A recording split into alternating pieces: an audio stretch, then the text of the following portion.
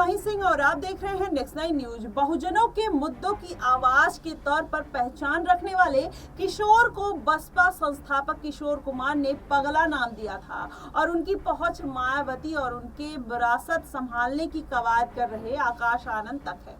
आपको बता दें पहली बात कि काशीराम जी कहते थे कि अरे पगले तूने मुझे अपना दीवाना बना दिया है। उन्हें मेरा अंदाज पसंद आता था। आपको आप पूरा सिस्टम समझाते हैं कि उत्तर प्रदेश के अंबेडकर नगर में यह बात कहते हुए 70 साल के किशोर कुमार पुरानी यादों में खो जाते हैं और बहुजनों के मुद्दों की आवाज के तौर पर पहचान रखने वाले किशोर को बसपा संस्थापक किशोर कुमार ने पगला नाम दिया था और उनकी पहुंच मायावती और उनके बाद विरासत संभालने की कवायद कर रहे आकाश आनंद तक है। और मऊ के एक छोटे से गांव में जन्मे किशोर कुमार पगला चुनावी मौसम में बसपा के लिए जनसभा और चुनावी अभियान में लोकगीत को आवाज देते हुए नजर आ रहे हैं। वहीं बसपा के नेताओं और कार्यकर्ताओं के बीच पगला के तौर पर पहचाने जाने वाले किशोर कहते हैं कि बहन जी मुझे निजी तौर पर जानती हैं और पार्टी के कार्यक्रमों में मुझे बुलाती भी हैं। अप्रैल में अंबेडकर नगर में आकाश आनंद की जनसभा में भी पगला ने मंच से गाना गाया था। खुद को बसपा का प्रतिबद्ध कैडर बताने वाले पगला ने कहा कि मैं कुछ सालों पहले पटना में पार्टी के कार्यक्रम में मेरी मुलाकात हुई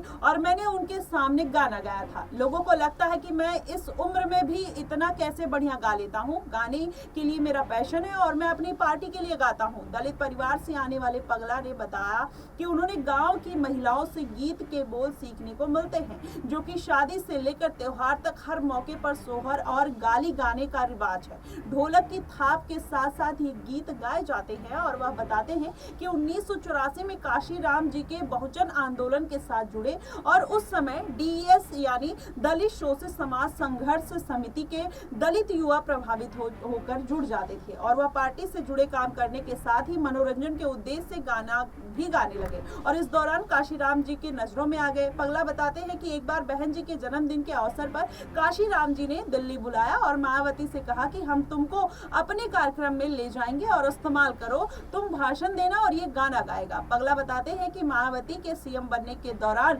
उन्हें यूपी में संगीत संस्थान का सदस्य भी बनाया गया। हालांकि किशोर कुमार पगला गाना लिखते नहीं थे, वो गाते थे और हारमोनियम पर धुन कंपोज करते थे और इसके लिए बसपा के कैडर गुलाम किवरिया जैसे लोग काम आते थे। वहीं अंबेडकर नगर में गुलाम अब तक करीब 800 गाने लिख चुके हैं और बहुजन आंदोलन और बसपा की विचारधारा से मिलते गानों से प्रभावित होकर मायावती ने उन्हें दिल्ली में बुलाकर स्टूडियो में गानों की रिकॉर्डिंग में भी अपना हिस्सा डलवाती हुई या फिर रिकॉर्डिंग कराती हुई नजर आई। लेकिन इन सभी के बीच अगर इस निराले अंदाज से वोट मांगना और बहुजन या फिर दलित वोटर्स को साधने की कोशिश कहीं ना कहीं मायावती की कामयाब होती हुई दिखाई दे रही है। आपको बता दें मायावती अब जिस तरीके से इस बार राजनीति में एक्टिव है, माना यही जा रहा है कि पूरा जो समीकरण है वो मायावती के पाले में बहुजन वोट बैंक की तरफ जाता हुआ दिखाई दे रहा है, क्योंकि आप देखेंगे ये पूरा सियासी समीकरण कहीं ना कहीं बहुजन वोटर्स जो है वो मायावती से अभी तक नहीं छुटके हैं। मायावती जिस तरीके से राजनीति करती हैं, जिस तरीके से उनका एक वर्चस्व एक ऑरा रहा है, ऐसे में मायावती अभी भी उतनी ही फेमस है उन दलितों के बीच में, वो उन अल्पसंख्यकों के बीच में, उन मुस्लिम वोटर्स के बीच में जितनी वो पहले थी।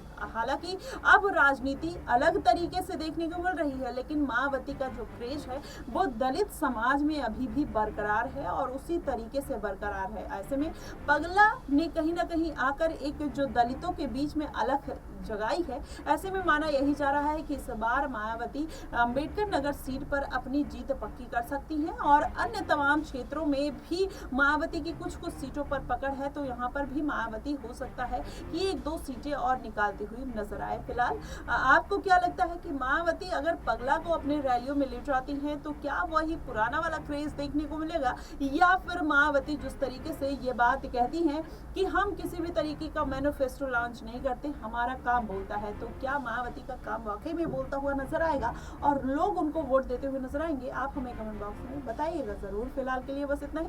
देश और दुनिया की तमाम खबरों के लिए हमारे साथ बने रहिए नेक्स्ट 9 न्यूज पर।